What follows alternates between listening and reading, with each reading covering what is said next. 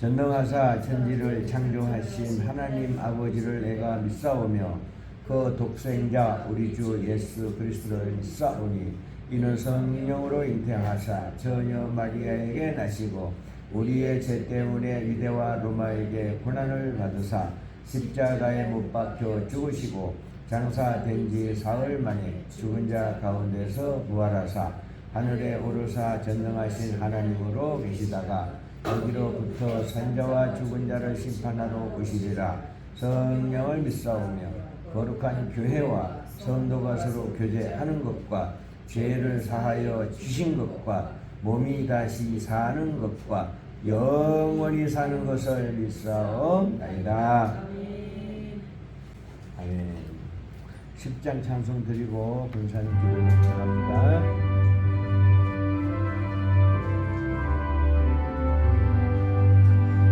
전능왕 오셔서 주 이름 찬송케 하옵소서. 영광과 권능의 성부여 오셔서 우리를 다스려 주옵소서. 강생한 성자여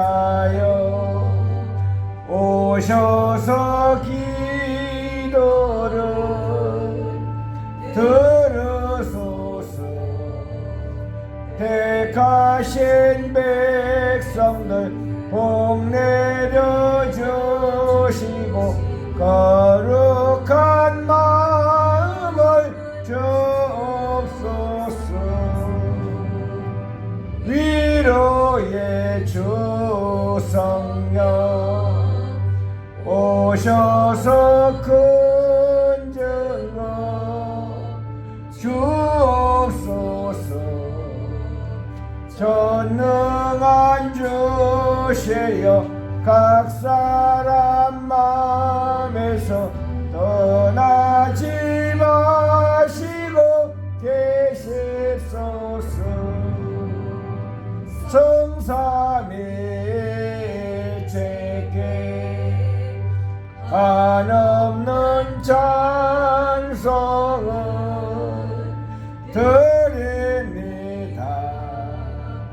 존귀한 주님을 영광 정배였고 영원히 모시게 하옵소서. 아멘. 할렐루야. 반갑습니다. 네, 그래도 목소리는 항상 쌩쌩해야지. 그쵸? 어제 우리도 강화문에 갔다 왔는데 너무나 많은 사람들이 모여가지고 나라가 좀 안정되지 않겠냐 희망 섞인 기대를 가지고 왔습니다.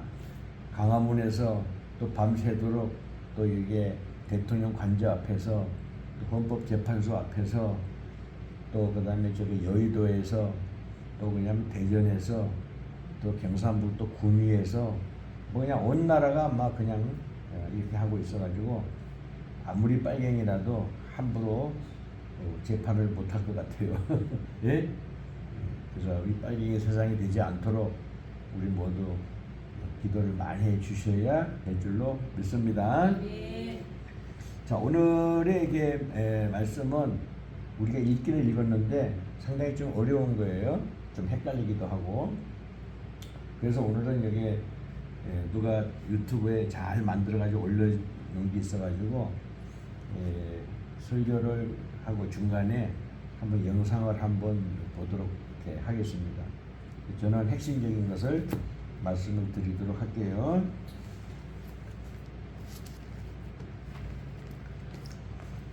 하나님께서 이제 모세의 산으로 불러 올려드렸잖아. 그래서 성막을 이렇게 쳐라.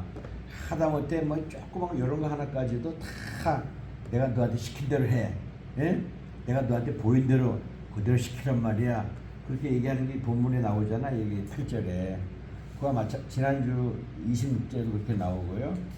이와 같이 우리가 하나님께서 하시는 것은 뭐 적당하게 내가 생각해서 뭐 이렇게 해도 되겠지, 뭐 이렇게 해도 되겠지, 이게 안 되는 것 같아요.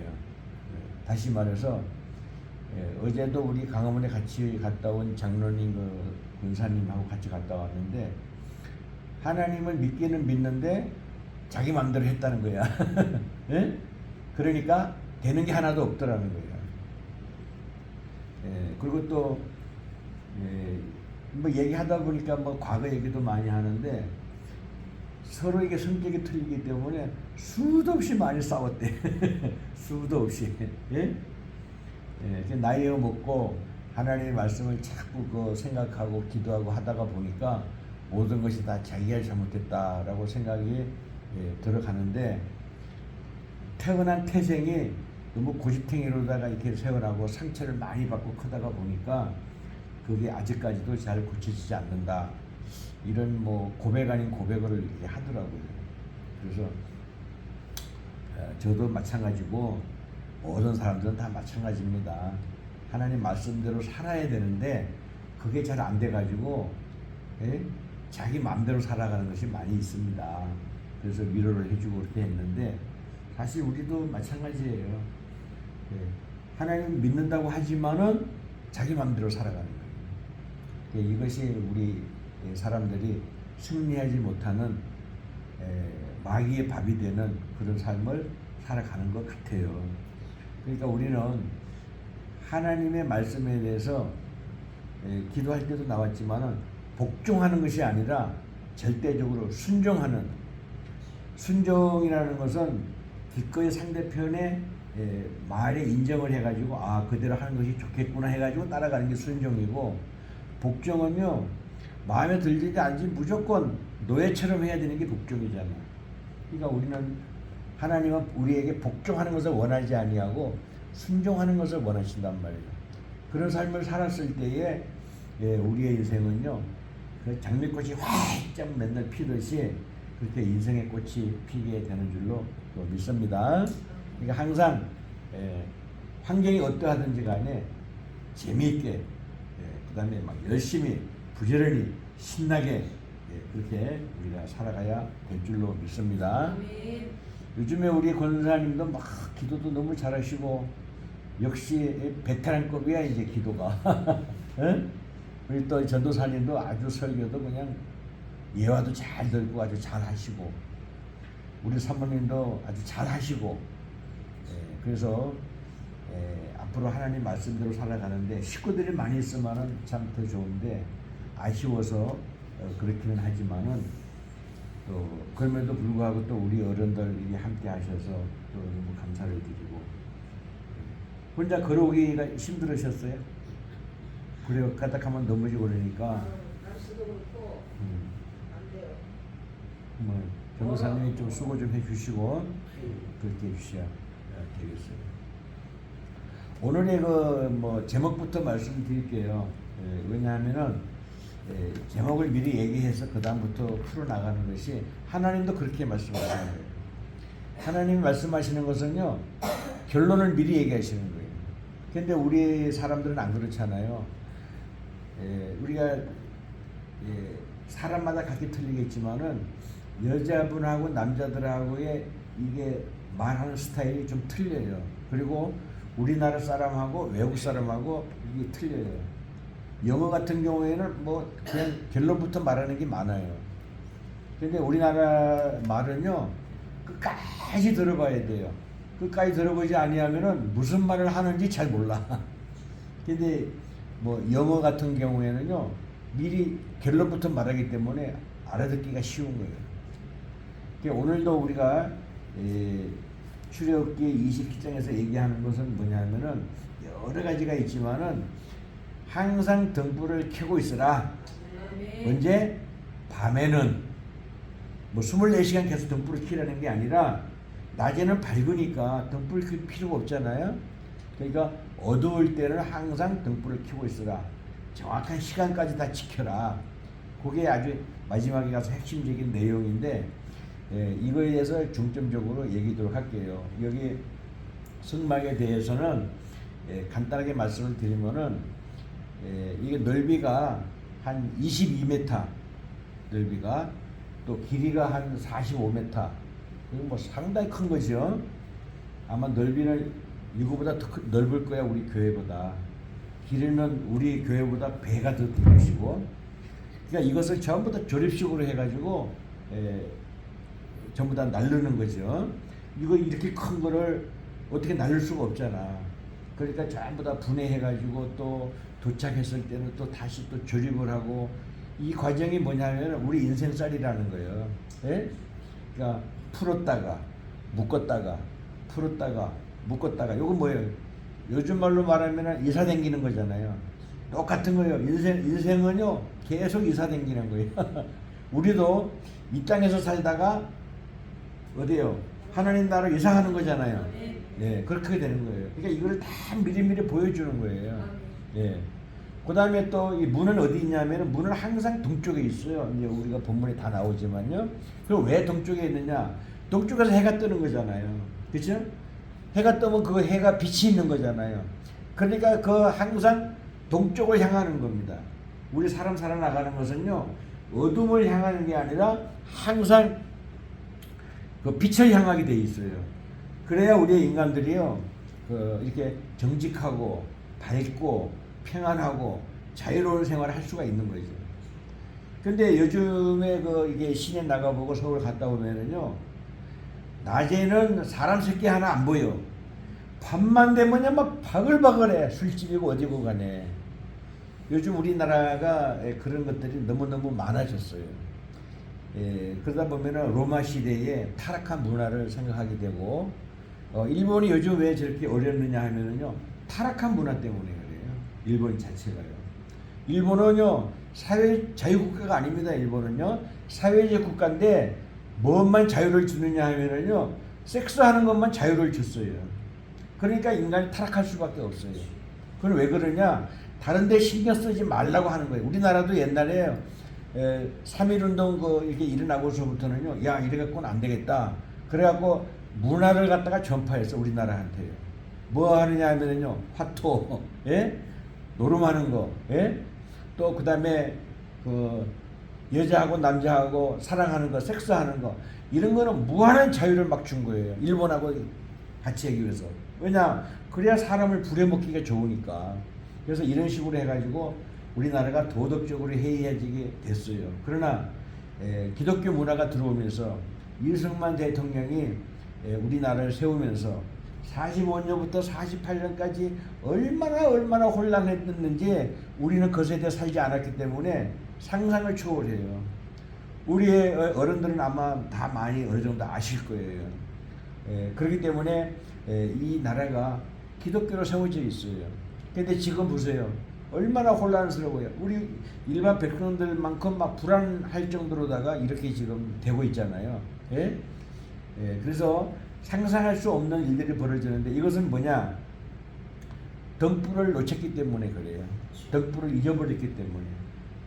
자유가 우리에게 줬는데 우리가 그 프랑스 혁명 때 그랬잖아. 자유를 주라. 자유를 주지 않으려면 죽음을 달라. 이렇게 해가지고 자유를 외쳤잖아요. 자유가 이만큼 중요한 건데 그거를 누리기만 했지 지킬 줄을 몰랐던 거예요. 그래서 우리는 뭐냐? 하나님께서 그토록 원하시는 것은 뭐냐면은 내 안에서 하나님 말씀하시기를 하나님인 내 안에서 마음껏 자유를 누리라는 거야. 근데 그게 뭐가 있느냐? 법도가 있는 거죠. 질서가 있는 거죠. 그것을 이제 여기서 자세하게 얘기하는 건데 성막 하나만 해도 아래 뚜껑, 윗 뚜껑, 겉 뚜껑 또 이게 전체를 봐가지고도 높이, 넓이, 길이, 무게, 뭐 나무, 돌 이렇게 돼 있어요. 그러면 이제 핵심적으로 아웃라인만 제가 말씀드릴게요. 세상은 뭐냐면요. 겉에는 화려해요. 세상은요. 들어가면 들어갈수록 아무것도 없어요. 세상은요. 그런데 하나님의 집 성막은요. 뭐냐 하면은요. 겉에서 보기에는 별 볼 일이 없어요. 여기도 나오잖아요. 맨 바깥에는요. 뭐냐 하면 놋이야. 놋. 지금 이때가 청동기 시대입니다. 서기전 1400년이니까 청동기 시대이기 때문에 놋입니다. 놋이 청동기 구리에 구리. 그 다음에는 뭐냐면은 안으로 들어가면은 금. 예. 이렇게 돼 있어요. 이 모든 그 구조 자체가요. 그래서 밖에서 볼 때는 별 볼이 없는데 들어가면 들어갈수록 귀한 거예요. 성막 뚜껑도 마찬가지예요. 맨 위에는 지난주에도 얘기했지만 해달 가죽이라 그래고 별 볼품이 없는 거. 그 다음에는 그 밑에는 또 하얀 거. 그 밑에는요 막 자색 홍색으로 해가지고 그냥 쫙 멋있게 다 해놨잖아요. 그러니까 핵심적으로 말해서 우리의 육신도 마찬가지예요. 겉보기에는 별 볼이 없어도 괜찮아요. 예? 어차피 육신은요 뭐냐면은 우리의 영혼을 담는 그릇이란 말이에요. 다른 거 없어요. 예? 육신은 아무것도 없어요. 내 영혼을요 담는 그릇이야. 그러니까 그릇이 어떻게 해야 돼요? 깨끗해야 되는 거죠. 튼튼해야 되는 거죠. 그렇죠? 그릇이 고장나거나 그릇이 깨져버리면 내 영혼을 담을 수가 없는 거예요. 그러나 그 그릇은요 영원하지 않는 거예요.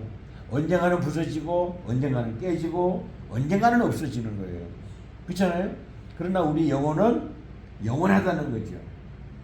그래서 우리는 이 영혼을 담을 그릇인데 하나님의 집도 성막도 다 마찬가지예요. 그러면 궁극적으로 뭐냐? 다 동쪽에 들어가면 이제 뭐가 있어요? 여기에 번제단이 있는 거야. 또 그 다음에 손 씻는 데가 있고, 또 그 다음에 뜰안 있고, 그 안에 또 회막이 있어. 회막이라는 것은 여러 사람들이 모여서 이야기하고 얘기하고 하나님에 대해서 얘기할 수 있는 말하자면은 사교 방이라고 할까? 친교 방이라고 할까? 그런 뜻이에요.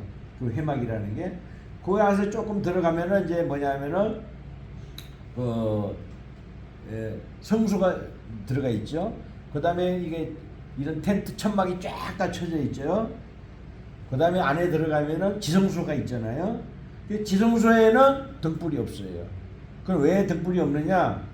지성소 자체가 하나님이기 때문에, 그래서 하나님 자체가 등불이기 때문에 사람이 인위적으로 등불을 만들 필요가 없는 거예요. 본문에서 나오는 얘기는 뭐냐면은 들어가는 입구 번제단 옆에 등불이 있어요. 번제단 옆에. 그 다음에 또 그 지성소 들어가는 그 입구에 여기에도 또 등불이 있어요. 두 개밖에 없어요. 그 안에 지성소 들어가면 없어요. 왜냐? 하나님 자체가 등불이기 때문에. 그래서 이 번제단도 이제 뭐냐면은요, 번제단이 이렇게 5규빗이라 되니까 5, 25잖아요. 그러면 2m잖아요.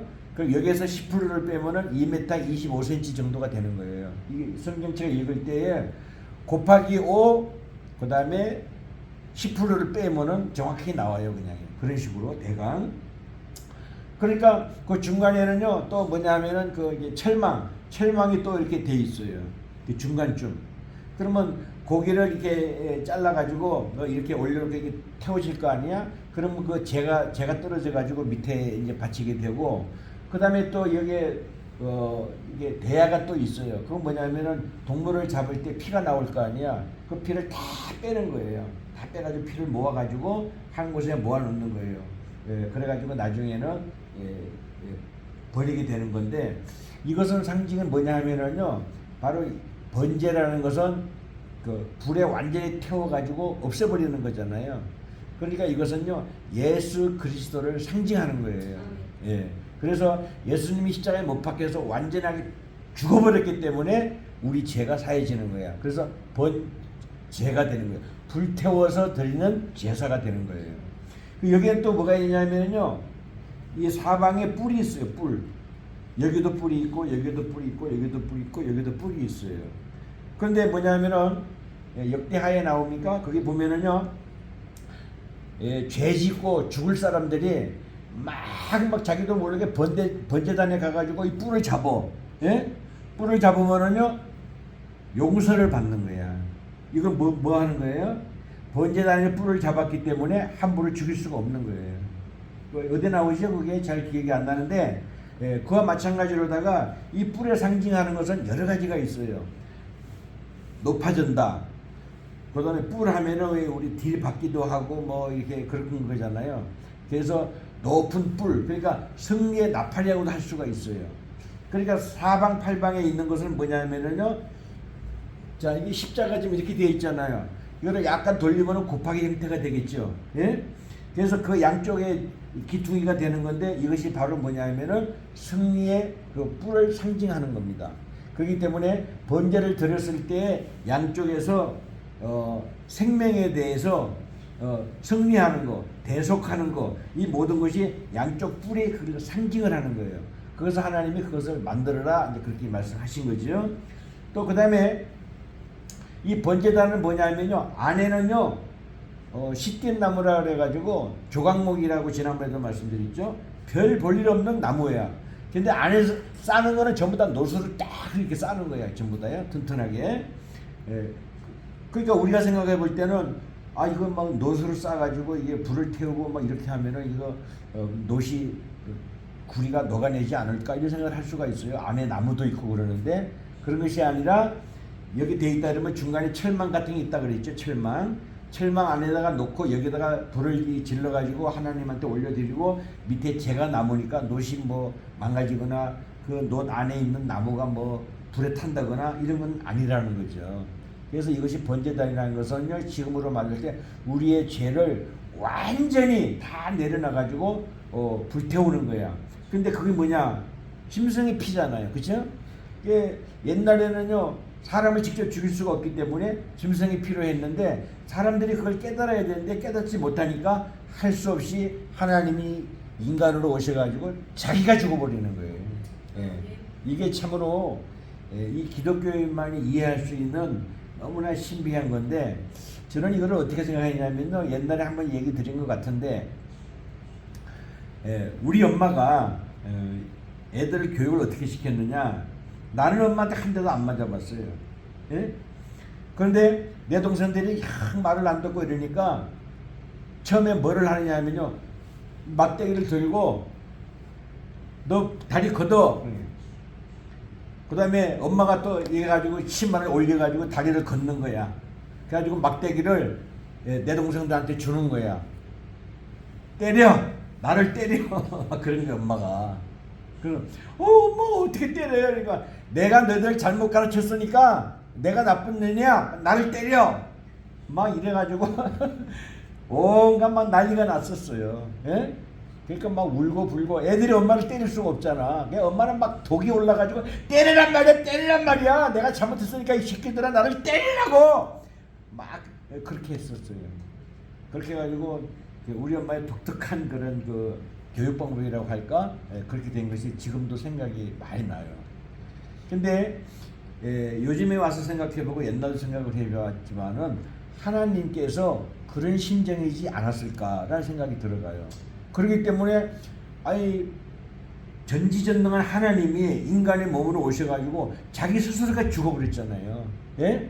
그러니까 오늘 우리도 누구 짐승의 피가 아니라 예수 그리스도의 피로 말미암아 우리가 용서를 받은 거야. 원래는 우리가 죽어야 되지만 우리 대신에, 예? 내가 누구한테 1,000,000원을 빌렸는데 옆에 사람이 대신 1,000,000원을 갚아줬어. 예? 나는 한 게 없는데 내가 빚이 없어진 거야. 마찬가지라는 거죠.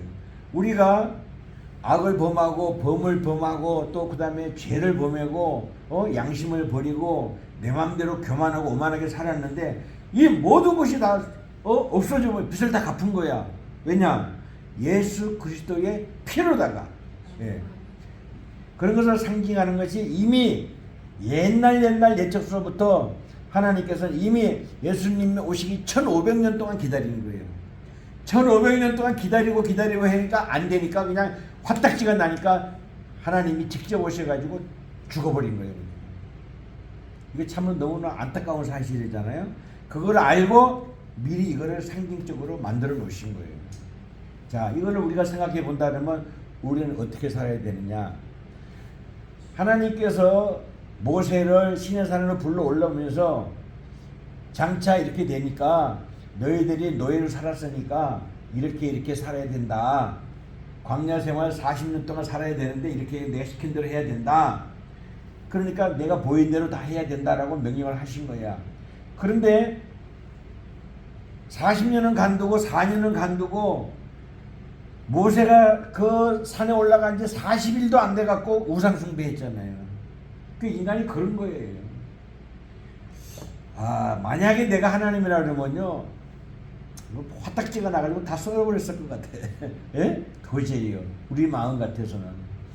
근데 하나님은 한편으로는 약이 올라갔고 기분 나빠가지고 죽이고 싶은데도 불구하고 누가 만들었어요? 하나님 자신이 만들었잖아요. 그러니까 못 버리는 거예요. 그건 뭐냐? 우리는 봐봐요. 남들하고는 관계가 좀 나빠지고 뭐 섭섭하거나 뭐 기분 나쁘고 하면 헤어지면 끝나는 거예요. 근데 우리 자식은 안 그렇잖아요. 잘했든 못했든 죽으나 사나 내 핏줄이잖아요. 이 방법이 없는 거예요. 하나님과 우리의 관계도 마찬가지라는 거죠. 왜냐? 택한 백성이기 때문에 미우나 고우나 잘했거나 못했거나 무조건 죽이면 안 되는 거예요. 어떻게든지 고쳤어야 되는 거예요. 그러나 끝까지 안 되면 울타리 밖으로 나가면은 그거는 할 수 없이 버리는 거예요. 이런 것을 우리가 기억을 한다 그러면은 조금 전에 말씀드린 것처럼 하나님의 말씀을 던졌다. 그러면 뭐냐? 절대적으로 순종해야 되는 거예요. 복종하는 것은 아닌데 순종해야 되는 거예요. 그래서 우리가 늘 잘 배우고 지금 신앙을 잘 닦아 나가고 또 끝까지 승리하면서 고통이 오더라도 어려움이 오더라도 잘 우리가 다 우리는 다 준비가 돼 있을 거예요. 그러나 이것을 나만 간직하지 말고 우리가 행동으로 옮겨서 영혼을 구원하는데 우리가 애써야 될 거예요. 어차피 우리 인생은요 부족하고 완벽하지 못하기 때문에 끊임없이 그냥 숨이 딱 하고 끊어질 때까지 우리는 완벽하지 못해요. 그러니까 부족하고 또 불편하고 연약한 상태로다가 하늘나라로 가는 거예요. 하늘나라 가서 비로소 우리가 완벽해지는 겁니다. 그렇기 때문에 그런 것을 알고 다른 사람에 대해서 뭐 실수를 했다거나 또 나를 기분 나쁘게 했다거나 나에게 너무나 많이 실망을 했다거나 너무나 뭐 예를 들어서 상대편에 싸가지가 없다거나 그러면은 어쩔 수가 없어요. 내가 감내를 해야 돼요. 왜냐? 상대편이 아무리 그렇다 해도 내가 죽일 수는 없잖아요. 이재명이를 갖다가 감옥에 가둘 수는 있지만요. 이재명이를 갖다가 판결이 안 난 상태에서 죽일 수는 없잖아요. 그러니까 못 죽이는 거예요. 뭐 죽이지 못해서 그런 게 아니라 안 죽이는 거죠. 그러니까 이와 같이 우리가 이 세상에 살면서도 하나님의 법 안에 질서 안에 있다고 그러면은요. 웬만한 거는 다 용서할 수가 있어요. 웬만한 것은. 그런 자세로다가 우리가 살아나간다 그러면은 인생살이가 크게 어렵다거나 힘들지 않을 거예요. 자, 요거 정리하고 우리가 비도를 한번 보겠는데, 자, 항상 이 성막은 뭐냐면은 하나님 나라라고 생각하면 됩니다. 그 문은 어디에 있냐? 반드시 동쪽으로 들어가야 돼요. 왜냐하면 빛이 있는 데 들어가야 됩니다. 가면은요, 좌우로 등불이 있어요. 항상 비치는 겁니다. 그리고 딱 보이는 데는 번제단이 있어요. 그 희생 제물이 들어가는 데입니다. 저것 때문에 내가 사는 겁니다. 그럼 어떻게 해야 돼요? 우리가 해막을 많은 군주 해막을 통해서 우리의 신앙을 다짐하고 그 다음에 또 제사장한테 부탁을 해서 제사장한테 아이를 해가지고 제사장이 들어가가지고 성소에 가가지고 백성들의 문제 소원 모든 것을 하나님한테 아뢰고 또 1년에 한 번씩 대제사장이 들어가가지고 휘장을 딱 열고 대제사장 안에 들어가가지고 등불이 되신 하나님한테 모두 보고하고 신고하고 말씀을 받고 하는 거란 말이에요. 쌍난 지팡이가 있고 또 그 다음에 십계명이가 있고 또 갑자기 생각 뭐가 있죠? 만나가 우리가 뭐 1% 동안 먹을 만나가 또 있고요. 그러니까 하나님의 말씀을 갖다가 받고 또 우리가 또 그 생각을 받아가지고 다시 나와가지고 또 우리 백성들한테 하나님이 이렇게 말씀하셨다. 모세가 저기 시내산에 올라가가지고 말씀 받은 것처럼 백성들한테 전부 다 해막에 들어가가지고 다 설명하고 얘기하고 그러면은 할렐루야 하나님 막 박수치고 우리 그렇게 살겠습니다 해가지고 하는 겁니다. 그래놓고 다시 나올 때 또 뭐가 있어요? 번제단이 보이잖아요. 그쵸? 또 들어갈 때 이거 손 다시 물두멍에 손도 다 씻어야 되고 저 번제단 저것 때문에 동물의 피 때문에 우리가 살게 된다. 이것이 이제 돼가지고 뭐냐면 그 뿔만 잡으면은요 죄인이라도 죽이지 않는 이런 전통이 생기게 된 거죠 말하자면요. 그래서 우리는 뭐냐면 죽으나 사나 예수님만 붙잡아야 돼. 나머지 무슨 방법이 없는 거예요. 늘 말씀을 드리지만요, 이 세상에서 내 생명을 책임진다는 것은 한계도 없어. 뭐 기분 좋게 한다거나, 뭐 신기한 걸 보여준다거나, 또 아니면 내 뭐 출세하는 데를 알려준다거나, 뭐 이런 걸 책들은 수도 없이 많이 있는데, 내 생명을 책임진다는 것은요, 성경하고 성경에 관련되어 있는 그 책밖에는 없어요.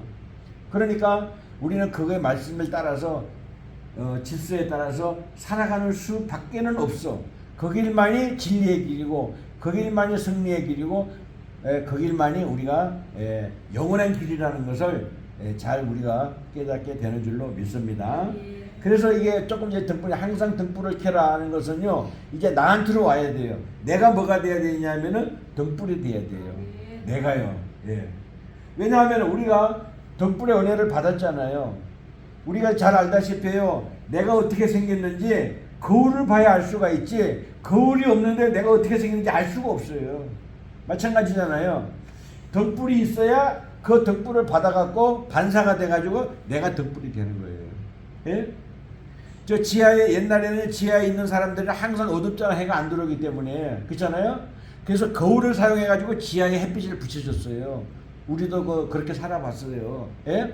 햇빛이 비치면은 이렇게 이 거울을 삐딱하게 받아가지고 지하로 보내는 거예요. 그럼 지하까지 햇빛이 들어가는 거예요. 그러니까 반사가 되는 그런 거. 우리가 등불을 받았기 때문에 내가 등불이 돼가지고 세상의 빛과 소금의 역할을 감당해야 된다는 거예요. 뭐 어떤 사람은 능력이 있어 잘하고 어떤 사람은 부족해서 못하고 할 수는 있어요. 그러나 내가 가지고 있는 범위, 내 능력 안에서, 내 모든 범위 내에서요, 그 빛과 소금의 역할을 감당해야 된다는 거예요. 많이 안 해도 좋아. 노력만 하면 돼요. 그러니까 우리는 하나님은요, 완벽한 걸 원하지는 않으신 거예요. 완벽하기 위해서 수고하고 애쓰는 가운데에 우리가 행동을 한다 그러면, 순종한다 그러면은 하나님이 100점으로 그냥 사인해 주시는 거죠.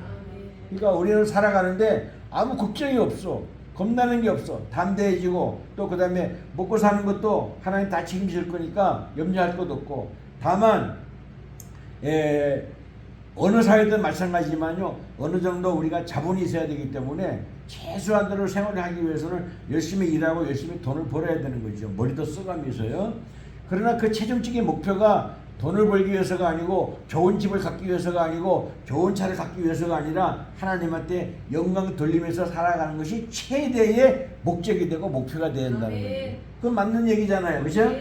그래야 우리 인생이 진정한 빛과 소금의 역할을 감당하고, 또 길이 되고 진리가 되고 생명이 되는 예수님을 따라가는 길이 되는 거고, 우리의 생활에서는요, 믿음이 있고 소망이 있고 사랑을 하는데 그 중에선 사랑이라는 거죠. 그래서 하나님께서 옛날에는요, 약속, 또 지금의 약속인데 그 약속이라는 것은 사랑이라고 분명히 하나님께서 딱 찍어서 얘기해 줬잖아요. 지난번에도 말씀드렸지만 사랑은요, 그냥 뭐 내가 좋아서 하는 그런 게 아니에요. 생명을 잡아 당긴다는 겁니다. 살앙. 예. 그러니까 우리는요, 항상 생명은요, 사람 생명 중요하잖아요. 동물의 생명도 중요해요. 그뿐이 아니라 식물의 생명도 중요한 거예요. 이 세상의 모든 것은요, 사람을 위해서 있어요. 예?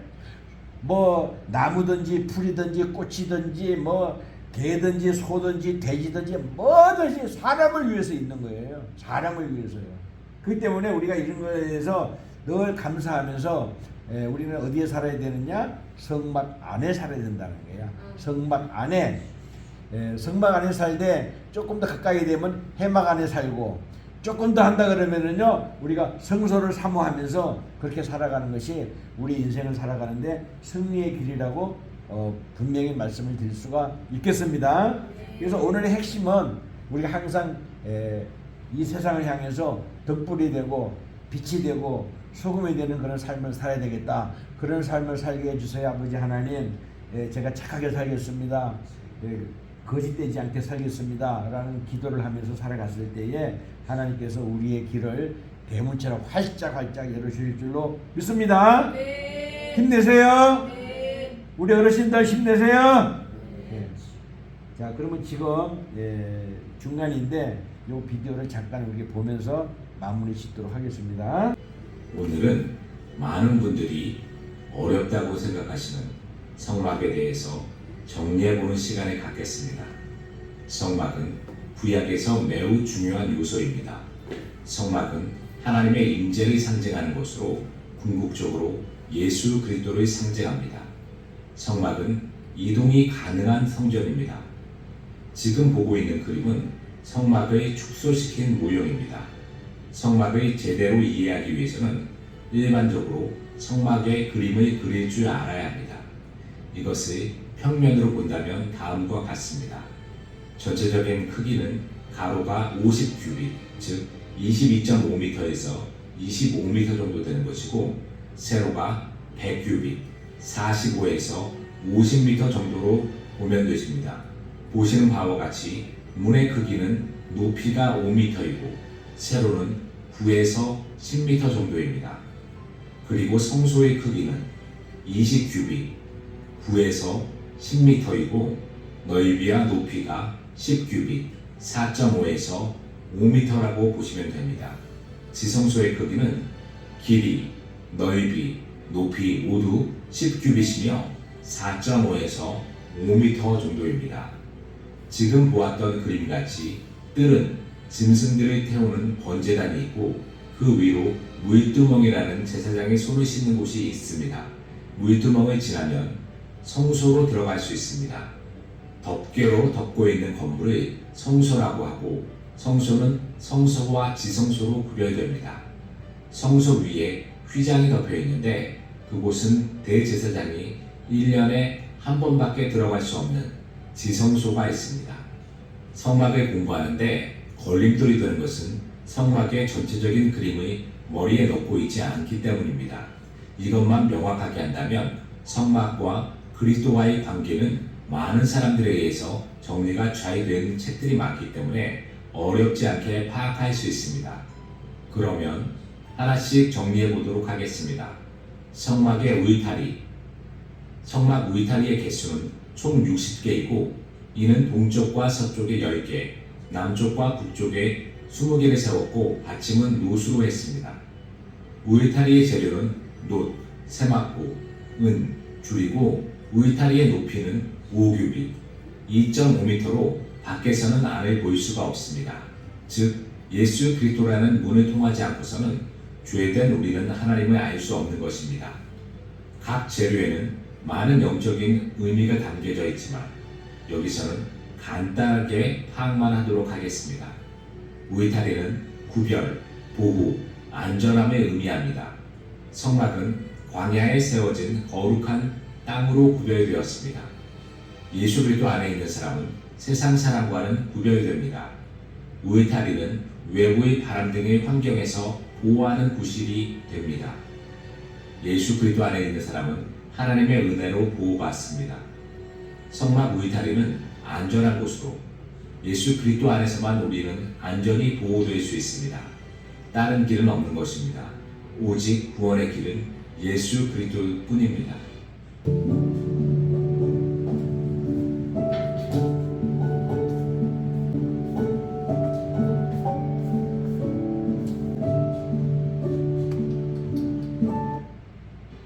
성막으로 들어가는 문. 성막문은 약 20규빗, 9에서 10m 정도의 큰 문입니다. 이것은 예수 그리스도를 상징하는 것으로 성막에 들어가기 위해서는 우리는 반드시 이 문을 통과해야 합니다. 예수님은 자신이 길이요 진리요 생명이고 예수님이 아니고서는 아버지께 갈 자가 없다고 말씀하셨습니다. 예수님 외에는 구원이 절대로 없다는 진리를 알고 그것을 입으로 신뢰해야 합니다. 이 문은 문턱이 없고 크기가 넓기 때문에 누구라도 들어올 수 있었습니다.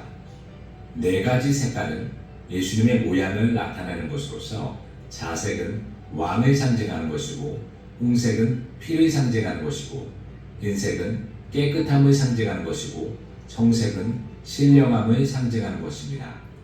이제 우리는 성막의 문을 열고 바깥뜰로 들어왔습니다. 바깥뜰에 있는 것을 하나씩 살펴보도록 하겠습니다. 번제단. 번제단은 조각목으로 만들어서 놋을 쌌습니다. 가로와 세로는 약 4규빗, 2.5m 정도이고 높이는 3규빗, 약 1.5m 정도이고 4개의 뿔이 있습니다.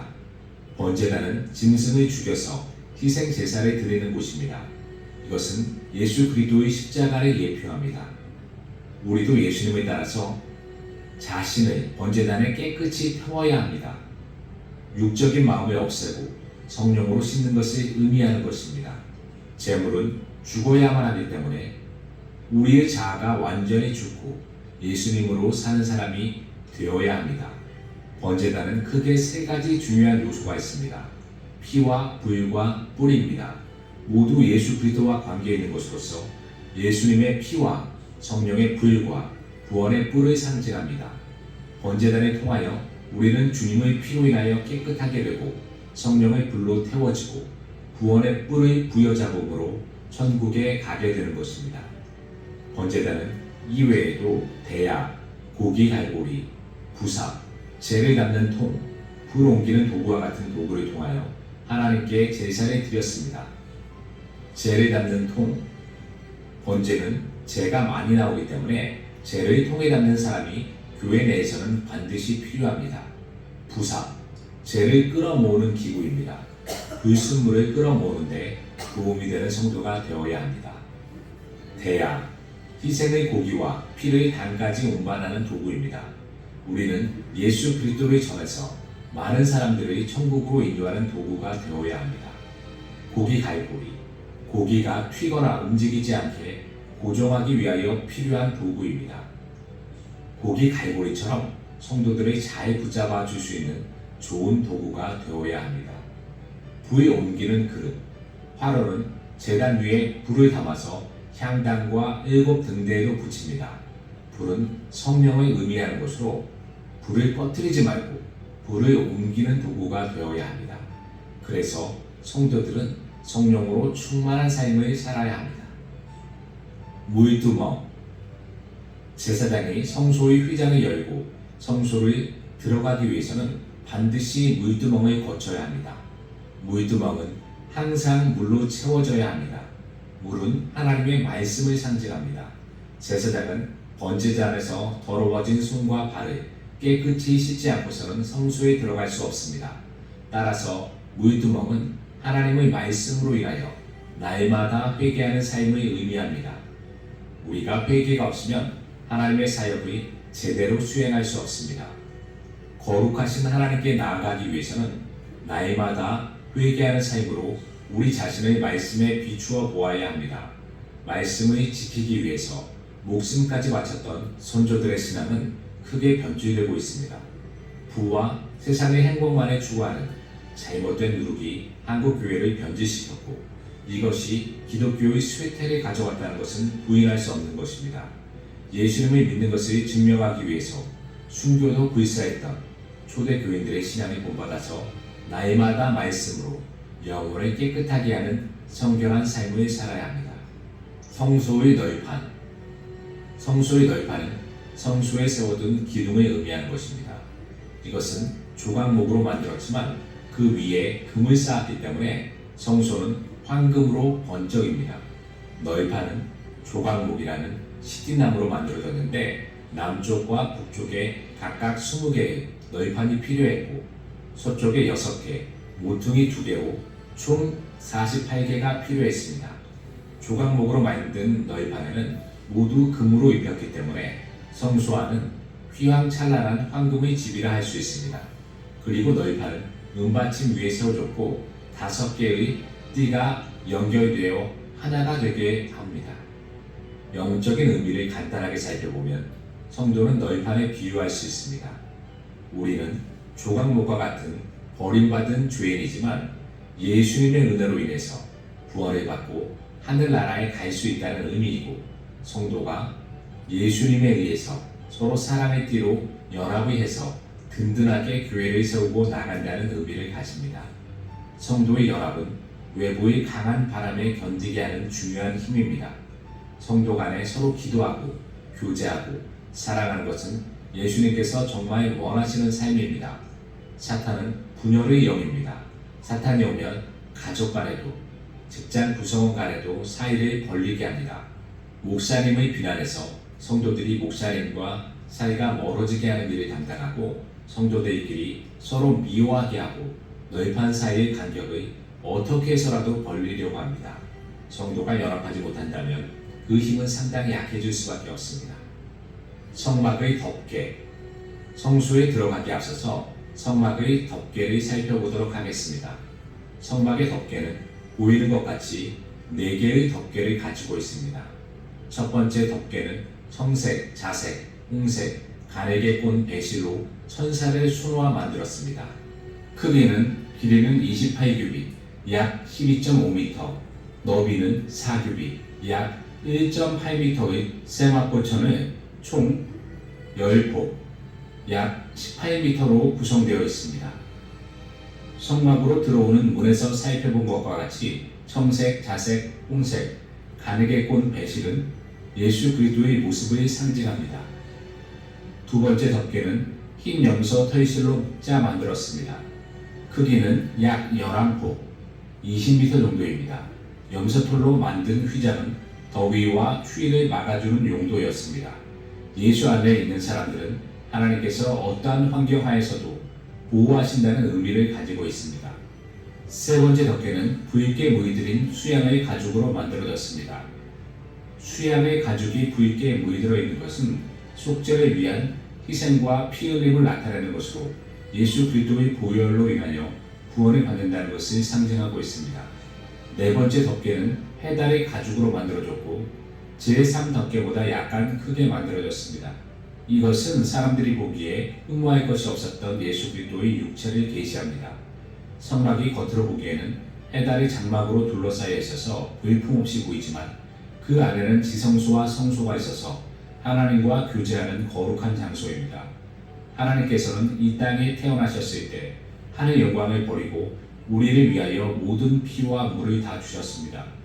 예수님을 못 박은 유대인들과 로마인들이 보기에는 볼품없어 보이셨지만 하나님의 아들이셨으며 모든 아름다움과 거룩함을 가지신 분이라는 것입니다.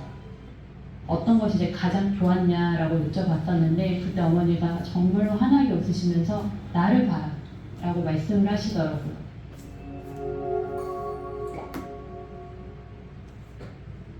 안녕하세요. 저는 국제인도주의 단체 컴서월드 와이드 이제 우리는 성소에 들어갈 준비가 되었습니다.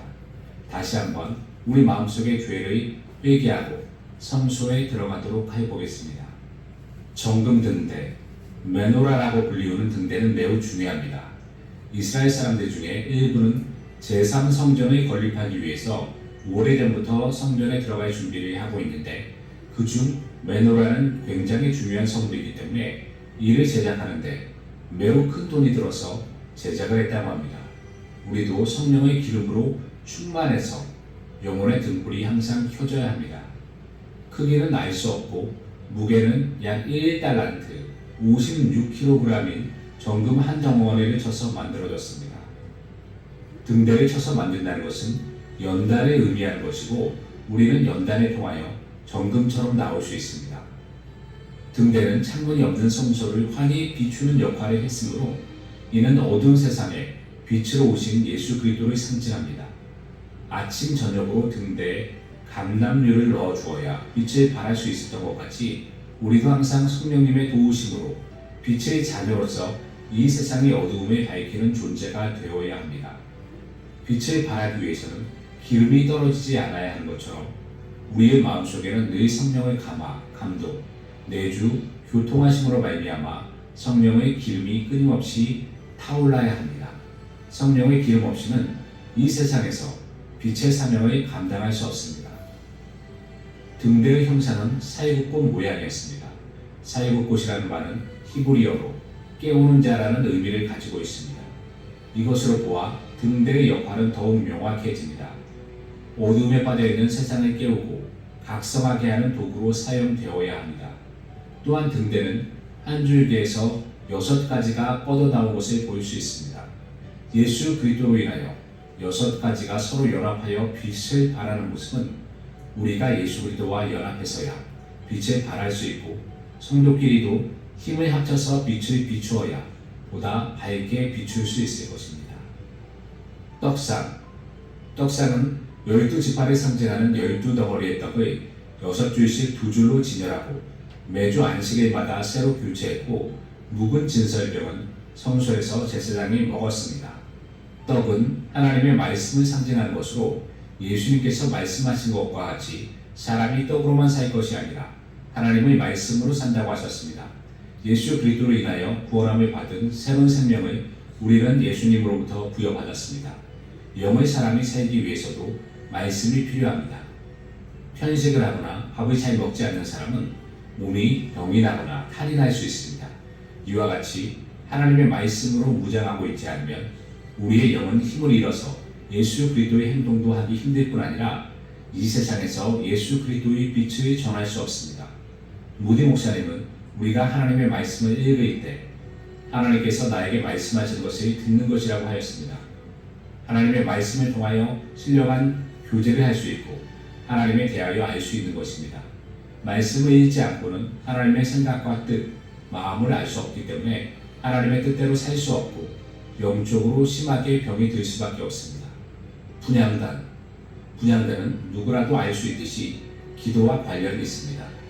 분향단의 모양은 가로 세로 1규빗, 높이는 2규빗인 반듯한 모양이었습니다. 이것은 하나님께 기도할 때는 먼저 하나님과 관계를 바르게 반드시 정리해야 한다는 것을 의미하는 것입니다. 예수님께서도 먼저 그 나라와 그 의를 위하여 기도하라고 하셨으며 예수님의 동생인 야고보도 야고보서에서 정욕으로 구하지 말라고 하였습니다. 기도하기 전에 사람과의 관계도 바르게 하라고 하셨는데 분향단의 모양을 보고 하나님과 사람과의 관계를 바르게 하고 기도해야 합니다. 분향단에서 중요한 것은 기도를 쉬지 않아야 한다는 것입니다. 분향단의 향불이 계속해서 켜져 있어야 하는 것처럼 우리의 기도도 하나님 앞에 끊임없이 이루어져야 합니다.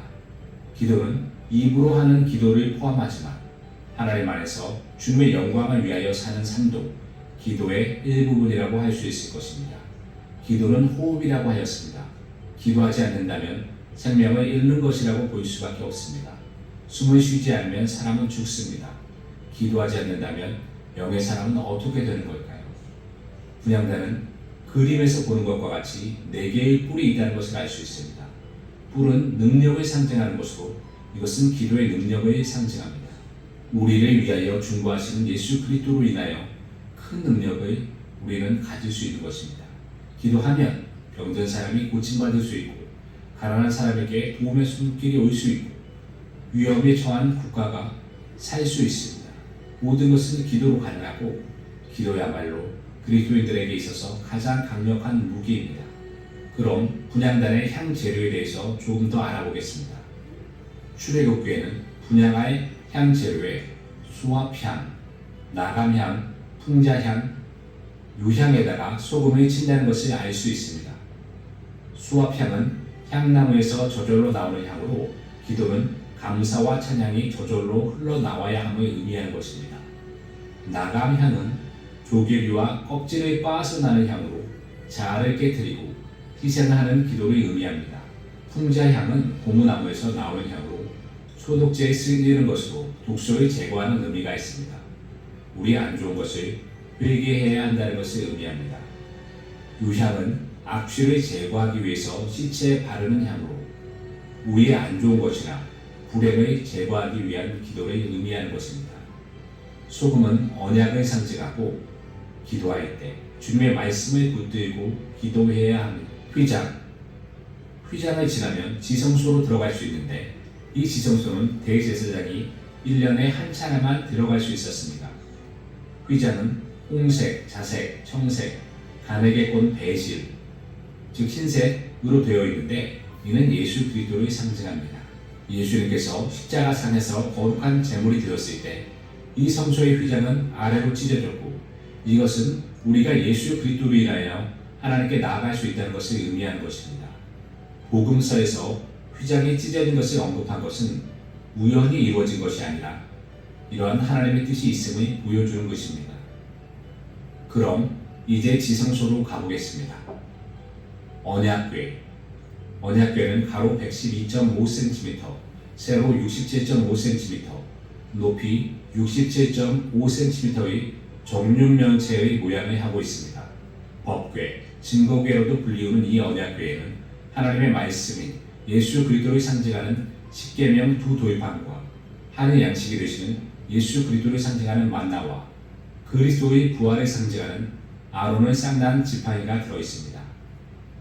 속죄소, 법궤를 덮은 뚜껑, 이곳은 하나님의 보좌이며 하나님은 죄인 가운데 거하셨습니다.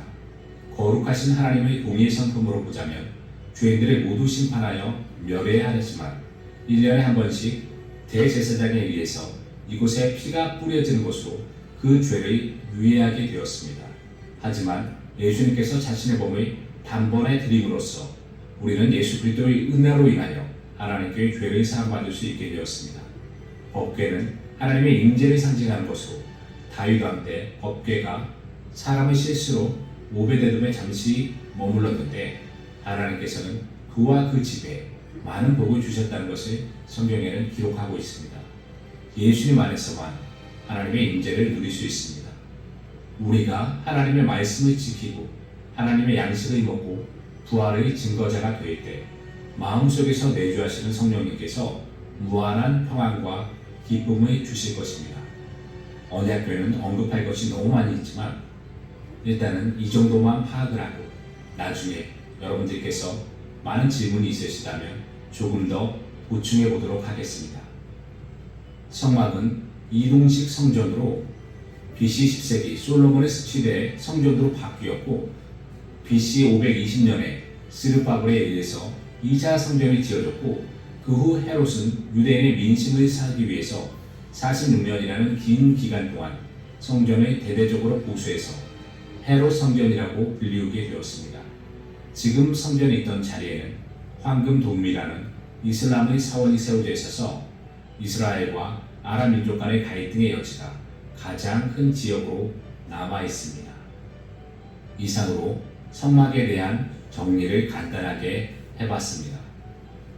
그렇게 어렵게 느끼지 않으셨을 것입니다. 구약 성경에서 성막은 굉장히 중요한 곳으로 예수 그리스도를 상징하고 있습니다. 하나님의 충만한 은혜가 늘 여러분들과 함께 하시기를 기도합니다. 등불도 아까 얘기를 한다면 그 감람나무라 그랬잖아요. 감람나무 열매. 근데 감람나무는 이제 번역이 중국에서 들어와 가지고 이렇게 했기 때문에 올리브야 올리브. 그래서 그렇게 아시면 되고요. 그 이스라엘은 올리브가 엄청 많다 그러네. 나도 잘 모르는데. 그리고 올리브 기름 요즘 많이 나오잖아. 비싸요? 비싸? 그거는 싼게 이거 그 올리브 오일은요 이게 볶은 그런 것도 아니고 그냥 생으로 먹을 수 느끼하지 않으니까 그래서 비싸고 샐러드용으로 따로 있고요. 또 이제 볶음용도 따로 있어요. 근데 비싸요. 그래서 주석에 보니까 올리브 나무라 그랬더라고. 그래서 그래서 뭐 귀하고 깨끗하고 그런 기름으로다가 이 등불을 피워야 된다. 아까 이제 이렇게 보니까 지성소 뭐 성소 자세하게 다 나왔네. 그래서 본문에 나와 있지 않지만은 등불은 꼭 그 7개 그 이스라엘 상징하는 거 이렇게 3개 가운데 하나. 네? 참 이걸 보면은 하나님이 저는 이렇게 생각해요.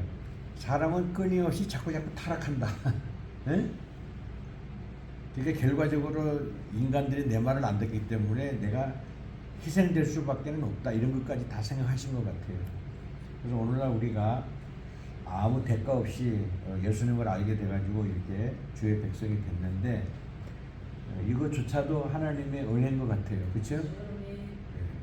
누구를 통해서든지 하나님은 항상 저절로 하는 것이 아니라 사람을 통해서 역사를 이루기 때문에 오늘 우리의 생명 주신 것 감사드리고 우리에게 가족 주신 것 감사드리고 또 기도할 수 있는 에너지를 주시면서 감사드려서 항상 우리가 하나님이 등불인 것처럼 우리도 세상에 나가서 등불이 되기를 축복하고 기도를 드립니다. 네.